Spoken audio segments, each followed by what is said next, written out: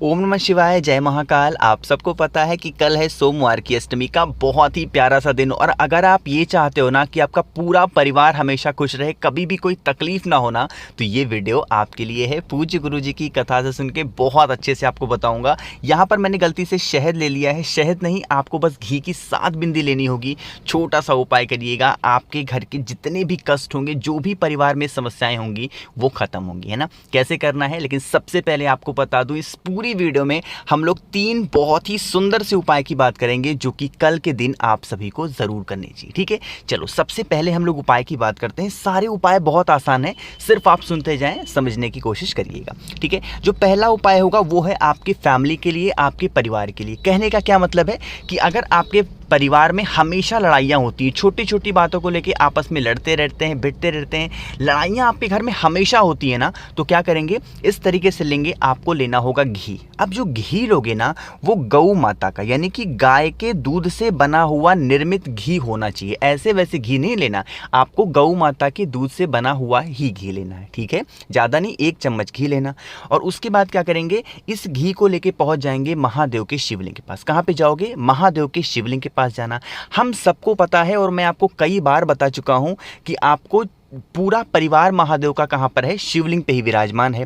ये जो स्पेस, ये जो जगह आपको दिखती है, ये है माता अशोक सुंदरी का स्थान होता है। समझते हो ना इस चीज़ को। तो इस जगह पे जो घी आपने 1 चम्मच लिया है, उसका लेपन अच्छे तरीके से करेंगे। ठीक है, जितना ज़्यादा आप लगा सकते हैं उतना ज़्यादा लेपन करेंगे। ठीक है, सिर्फ और सिर्फ यहाँ पर घी का ही लेपन करना है और कुछ करने की ज़रूरत नहीं है। ठीक है, घी कर लेपन कर दिया। उसके बाद वहाँ पर बैठना, माता अशोक सुंदरी के यहाँ पर सामने बैठ जाना, उनसे प्रार्थना करना, माता हमारे घर में बहुत लड़ाइयाँ होती हैं, हमारे हस्बैंड और वाइफ में लड़ाइयाँ होती हैं, घर में बच्चों में लड़ाइयाँ हो, जिससे भी आपके घर में क्लेश उत्पन्न होता हो, लड़ाइयाँ होती हो, उस व्यक्ति का नाम लेकर के और घी का लेपन यहाँ पर कर देना। ठीक है, जब घी का लेपन कर दें, उसके बाद इसी में से थोड़ा सा घी निकाल करके और एक छोटी सी कटोरी लें और उस कटोरी में घी को रोक लें, थोड़ा सा इकट्ठा कर लें। और उसके बाद उस घी को लेके कहाँ पे जाएंगे, अपने घर पे जाना। ठीक है, जो आपके घर का मेन गेट होगा, मेन गेट का मेरे कहने का क्या मतलब है, जो लोहे वाला गेट होता है, उस लोहे वाले गेट पे नहीं,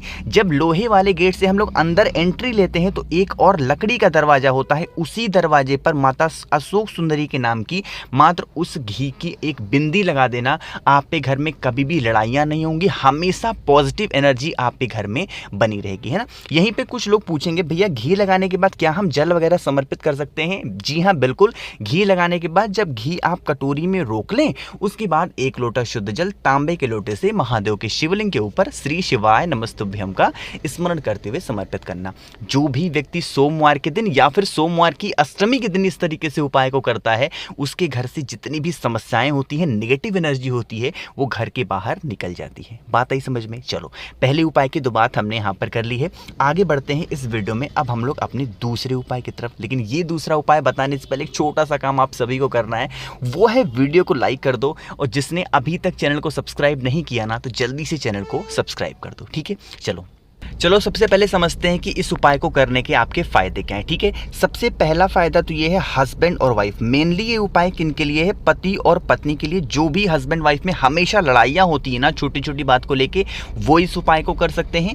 दूसरा, वो इस उपाय को कर सकते हैं जिनके घर में प्रेम नहीं है, कहने का मतलब एकता नहीं है, हमेशा लड़ाइयाँ होती हैं, आपस में लड़ते रहते हैं, एक दूसरे की चुगली करते रहते हैं, वो भी इस उपाय को कर सकते हैं। ठीक है, समझेंगे। देखो, आपको क्या करना होगा, इस तरीके से लेना होगा एक कच्चा सूत। अब ये कच्चा सूत क्या है, ये वही कच्चा सूत है जो हम लोग क्या करते हैं, वट वृक्ष की जब परिक्रमा करते हैं तो लपेटते नहीं है उसमें, पेड़ों में कच्चा सूत। आपको वही कच्चा सूत लेना होगा। ठीक है, कच्चा सूत ले लिया। साथ ही साथ आपको लेना होगा इस तरीके से बेलपत्र। बेलपत्र कितनी लोगे, मात्र 1 बेलपत्र की आपको जरूरत होगी, ज्यादा नहीं लेना। ठीक है, बेलपत्र ले लिया। अब जो बताऊंगा उस चीज को बहुत ध्यान से सुनना, क्योंकि ये बहुत ही कॉम्प्लिकेटेड उपाय है। ठीक है, कैसे है समझो।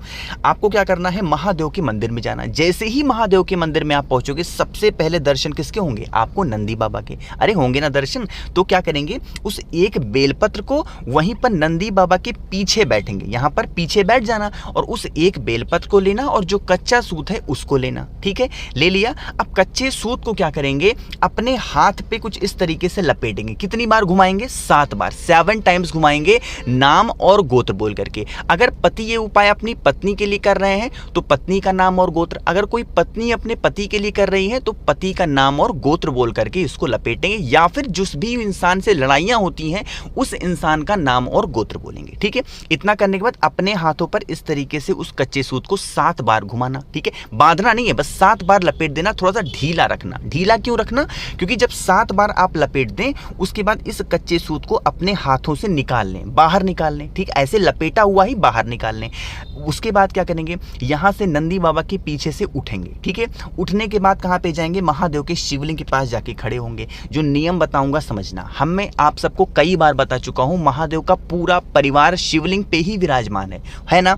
तो देखो ये जो भाग आपको दिखता है ना, ये वाला भाग जहाँ पे मैं देखो रेड कलर से पेंट कर रहा हूँ, इसको बोलते हैं कटी भाग, जिसको प्यार से हम हस्त कमल भी बोल सकते हैं, जहाँ पे ये शिवलिंग विराजमान होते हैं। ठीक है, समझ में एक बात। तो जहाँ पर मैंने रेड कलर से पेंट किया ना, वहीं उसी जगह पे जो कच्चा सूत आपने अपने हाथ से निकाला है 7 बार लपेटने के बाद, वह यहीं पर पहना देना। ठीक है, श्री शिवाय नमस्तुभ्यम का स्मरण करते हुए यहीं पे पहना देना। ठीक है, पहना दिया। अब भाई आपके पास एक बेलपत्र और है। ठीक है, यहीं पर आपने कटी भाग जो आपको दिख रही है ना, इसी कटी भाग पर उस एक बेलपत्र को भी आपको श्री शिवाय नमस्तुभ्यम का स्मरण करते हुए समर्पित कर देना। जो भी व्यक्ति सोमवार की अष्टमी के दिन सुबह या फिर शाम के टाइम पे इस उपाय को कर लेता है, उसके घर की जो भी समस्याएं होती हैं, खासकर लड़ाई से संबंधित, हस्बैंड वाइफ में या फिर घर में किसी भी सदस्य से ऐसी लड़ाई होती है, वो लड़ाइयाँ धीरे धीरे करके खत्म होना स्टार्ट होती हैं। सोमवार की अष्टमी के दिन ही इस उपाय को करते हैं और किसी भी दिन इस उपाय को नहीं कर सकते। बात आई समझ में? बहुत ज़्यादा आसान था।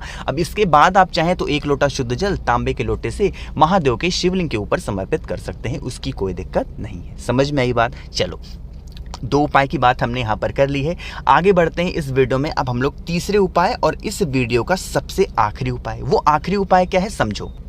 देखो, इस उपाय को करने का सबसे पहले नियम समझो, लेकिन उससे पहले फायदा समझो। तीसरा जो फायदा है आपका ना, वो ये फायदा है कि आपके परिवार की किसी भी सदस्य की अगर कोई मनोकामना है तो आप इस उपाय को कर सकते हैं। वो खुद कर ले तो बहुत अच्छी बात है यार, वरना कोई भी सदस्य किसी की भी इस उपाय को कर सकता है, किसी की भी मनोकामना को लेके। सबसे सुंदर बात इस उपाय की यही है। ठीक है, देखो हम लोग क्या करते हैं, जब भी मंदिर जाते हैं, चाहे वो सोमवार का दिन हो, सोमवार की अष्टमी का दिन हो, महादेव की शिवलिंग की पूजन अर्चना बहुत प्यार से, बहुत ही श्रद्धा के साथ करते हैं ना हम सभी। लेकिन हम लोग एक छोटी सी गलती करते हैं। वो गलती क्या है कि जब हम महादेव की पूजन अर्चना कर लेते हैं और जब मंदिर से बाहर निकलते हैं तो नंदी बाबा को हम देखते भी नहीं है। यही सबसे बड़ी गलती होती है। आप सबको पता होना चाहिए कि हमारी कोई भी ऐसी मनोकामना जो होती है वो नंदी बाबा के थ्रू ही महादेव की तरफ पहुंचती है। महादेव के तक जो है वो बात सबसे जल्दी पहुंचती है। तो एक छोटा सा काम किया करें। काम क्या है, जब आप महादेव के शिवलिंग की पूजन अर्चना जो भी करना हो कर लिया करें। जब आप मंदिर से बाहर निकले और सबसे पहले दर्शन करें नंदी बाबा के, तो घर जाते समय नंदी बाबा का उठे वाले पैर पर अपना हाथ रख करके और उनसे कह देना कि मैंने ये चीज़ महादेव से कही है, मेरी ये विश है, मनोकामना है, मेरी अधूरी रह जा रही है, या फिर मेरे घर के इस सदस्य की ये मनोकामना है, पूरी नहीं हो पा रही है। आप उन तक मेरी इस बात को पहुंचा देना। उनका दाहिना पैर स्पर्श करके उसके बाद आप अपने घर की तरफ चले जाना। जो भी आपके विशेष होंगी, जो भी आपकी इच्छाएं होंगी, नंदी बाबा महादेव तक जरूर पहुंचाएंगे और आपकी सारी इच्छाएं पूरी होंगी।